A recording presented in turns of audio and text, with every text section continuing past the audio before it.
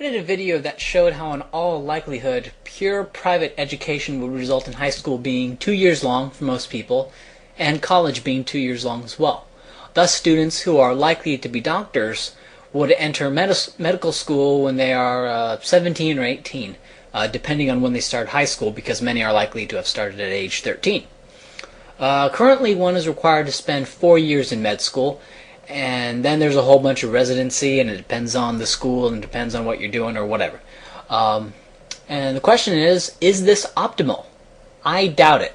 The reason I doubt it is because the 4-year med school is the law. If it was optimal, you wouldn't need a law. And please, if people routinely make the wrong decisions about how long to go to school, then why would people in government be able to make the correct decision? But it's not inconceivable that in an anarchical society you would have 19 and 20-year-old doctors being the norm. And if this worries you, of course, and you want older doctors, then I'm sure there is a market for that. But, but shoot, doctors specialize. You have surgeons of all different types and anesthesiologists, you have pediatricians, and I know there are things that all doctors need to know, but what on earth makes it take 4 years? Maybe I'm speaking out of my ass, in which case a pure free market will continue to have 4-year med schools. But I doubt it because it's the law, and it functions as a barrier to entry and increases revenues for universities and wages for doctors. Also, in the current system, you have drugs that are designated as prescription by the FDA, and only a state-approved doctor can approve these drugs. So if you have strep throat, you can't just go to a pharmacist or some cheapo clinic like connected to the pharmacy to say, yep, you got strep throat, you need to take some antibiotics. No, you have to go through like all the pain in the ass doctor stuff just to ask him for the just so he can ask you for the symptoms of strep throat, and you say yes, and then after paying some stupid amount of money or with insurance with copay or whatever, you go back to the pharmacy and pick up the medicine. Now perhaps you think there should be barriers to just anyone picking up any drug they want, and I agree. And I'm sure most people would agree, and would thus erect barriers to drug access in whatever community they live in, or whatever organizations they're signed on to, whatever DRO they're signed on to, if it's the DRO system or whatever. And people who really wanted drugs would go to some statelet or some organization that had free access to all the drugs that were out there, and they'd get them, just like you have now. Okay, if someone wants to get high, okay, they're going to get high. In a private system, you could also, you would also be sure as hell that doctors would have ratings, which are by design almost impossible to find right now. You can get car reviews, but you can't get doctor reviews. Okay, health is too important for markets. You see, we must hand over this duty to an entity that has absolutely nothing to gain from our good health. So let's see. You have a system that forces you to go to med school for 4 years. Which pumps a bunch of money into the school system and raises the cost and pay for each doctor that makes it through, and reduces the number of doctors that are willing to go through. Doctors also get paid a tribute whenever someone wants a drug that is classified as a tributary drug. They call this a prescription drug. Also, individuals don't have access to information on their doctors. Okay, what is this? This is a cartel.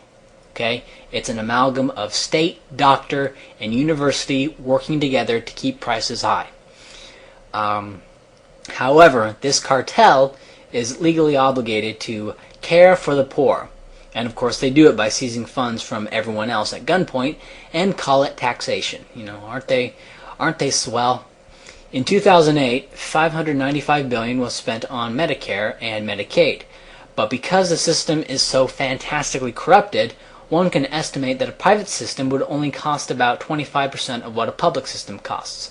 And now, why do I think? And thus, the money needed to spend on the poor would only be a quarter of $595 billion. And why do I think this? Because in another video I showed that a pure private education would be less than 23.7% of public education. Because the current students at private school tend to be richer, it's a near certainty that a pure private system would charge less than what private schools charge per year now. Now that's you can replay that if you want.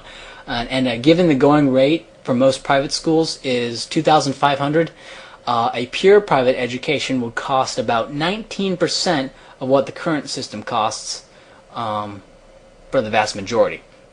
So the question becomes, are medical costs inflated by state control more or less than private education?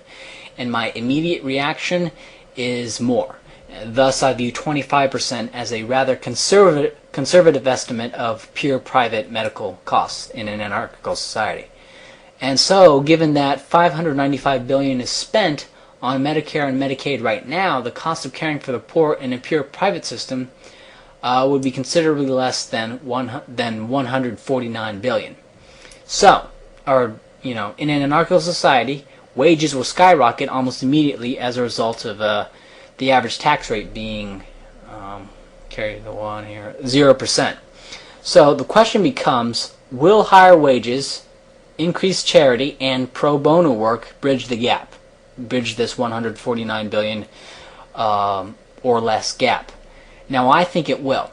But let's assume it won't. If one is unable to afford medical care and can't find a charity or a pro bono doctor doing something, to get medical care, then I would agree that they should have medical care provided for them. Okay? I believe that they should have medical care provided for them if they honestly cannot pay, they cannot afford it. I also believe that everyone should eat their vegetables. Okay? That doesn't mean I get to point guns at people and force them to pay. Okay, Social Security. This will be real fast. Social Security is a Ponzi scheme in that the first generation in it seizes assets from the latter generations, and on and on and on. Now, private Ponzi schemes are illegal, but this Ponzi scheme is required by law to enter.